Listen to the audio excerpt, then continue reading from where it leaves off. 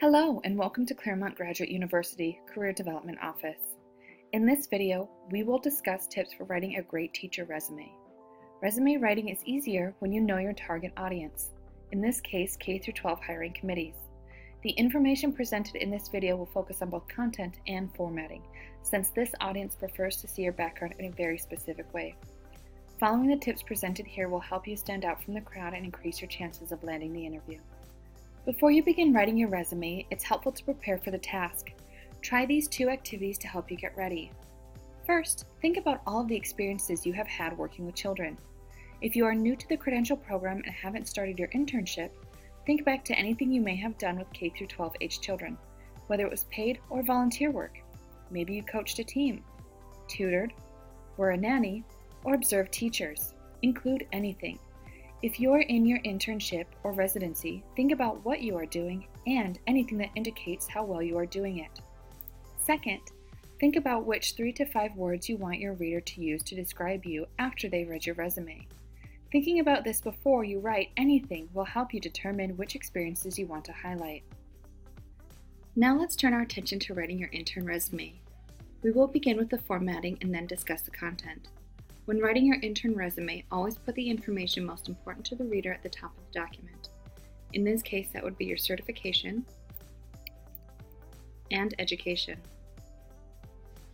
When you are applying for your first internship, it is very important that your credential and exam information appear above your education, since you have to have those credentials to be a qualified intern teacher. For your intern resume, begin with your pre-teaching experience. After that, include all experience working with youth. This can be things like substitute experience, extensive observations, volunteer experience. Look back at the list of all the things you brainstormed and choose the ones that best reflect your skills working with children. You can see on the resume that Sally was a teacher's assistant, a math lab assistant, conducted teacher observations, and volunteered. You may not have as many experiences as Sally, but this is just to show you what can be listed on an experience section. Be sure to list any accomplishments, recognition for your good work, or impact, students you tutored who improved their grades, etc. And quantify when possible and appropriate. You can see that Sally increased math scores by 10%. She worked with English language learners, and she used smartboards to increase engagement. As well as she was asked to coach the Math League based on her performance as a team member. The main idea is that you want to say what you did and what impact it had. If you have received any awards, you can add an awards section. Sally made the Dean's List and won a math competition. If you have some relevant specialized skills, you should include those. You can see here that Sally included software programs used in mathematics. She also included Microsoft Office. While almost everyone knows this, you should see it in job descriptions, and be sure to include fluency in languages other than English when appropriate. If you were involved in athletics, music, or other activities that might be of interest, you can include those. We'll see an example of this in the full-time resume.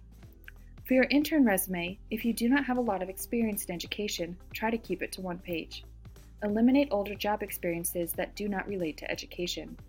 If you have ample experience in education, you should keep it between 1 to 2 pages. Before you begin your internship, look closely at the content of your resume and look for the areas where you need more experience. If you haven't done class observations, you may want to add some. Ask people other than your master teacher to observe your teaching and provide feedback. In your interactions with parents, you may want to ask them for their feedback on your performance. If you haven't evaluated your success rate in helping students improve, this is a great time to start. You want to make sure you use your time wisely by filling any knowledge and experience gaps you have. This first phase in your teacher ed program is a time to build yourself into a strong candidate for full-time positions. Now let's look at a sample of a full-time resume. This is how you would update your resume at the completion of your teacher ed program. The format will be very similar. However, when applying for positions at the end of your program, you can put the information regarding your credential and exams below your education, but they should still be at the top of your resume. This is where you will add what you did during your internship or residency. You can see that Sally is able to use more of the keywords districts want to see. For example, differentiated learning, Common Core, IEPs, and assessment. You'll also notice there are more bullet points in this section too. You want your most recent experience to have more depth in the description than your less recent ones. And if you find your resume is getting too long, you can always trim points from your earlier experiences. Finally, if you have had similar experiences in more than one position, you only need it in the resume once. You can see Sally has activities included at the end of the resume. She was a soccer player and a musician. It is important to include extracurricular activities, if you have them, since this will make you a stronger candidate in some schools. If you can coach or help with music, art, or some other program in addition to teaching, that can be a bonus to the school. Remember at the beginning of this video when we discussed pre-resume writing activities?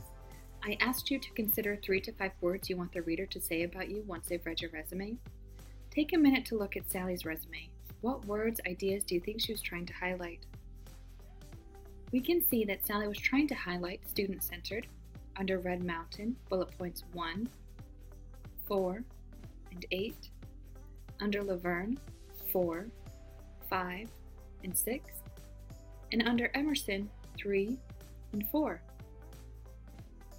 She was also trying to highlight assessment focused under Red Mountain lines 5 and 6, and Laverne lines 2 and 3. And she also wanted to highlight continued learner under Red Mountain lines 3 and 7, and under Emerson line 2. As you write your content, keep your 3 to 5 words in mind and make sure that they shine through to the reader. Before we close, there are just a few additional things you should look for to make sure your resume is ready. Make sure to use a consistent style font, bold, italics, etc., periods or not. Use the same spacing between sections. Use a plain font, as fancy fonts reduce the likelihood that a reviewer will actually review the document, and it is harder to read. We can see that from this version of Sally's resume, there are a lot of inconsistencies. The date and spacing is off. We can see that her Master's of Arts in Education, the date is on the right-hand side, while her pre-teaching date is centered. Her name is in a different font, and the bullet points under Laverne Science and Technology Charter School are in a different font and make them more difficult to read. In this video, we discuss the elements you need to create a strong base resume. However, to increase your chances of landing the interview, it's always a good idea to tailor when possible. Read the job description and try to incorporate any specific things they mention that aren't on this current version of your resume. You should also look at the key terms you use and try to match those to the job description. For more help with content, watch Writing Accomplishment Statements on our YouTube channel. Schedule an appointment and Handshake to have your resume critiqued. We can meet with you in person, by phone, email, or by Skype. Nothing beats having an expert look over your document to make sure you are presenting yourself in the best possible light. A strong resume increases your odds of getting the interview. Thank you so much for taking the time to watch this video with us, and we look forward to seeing you in the office.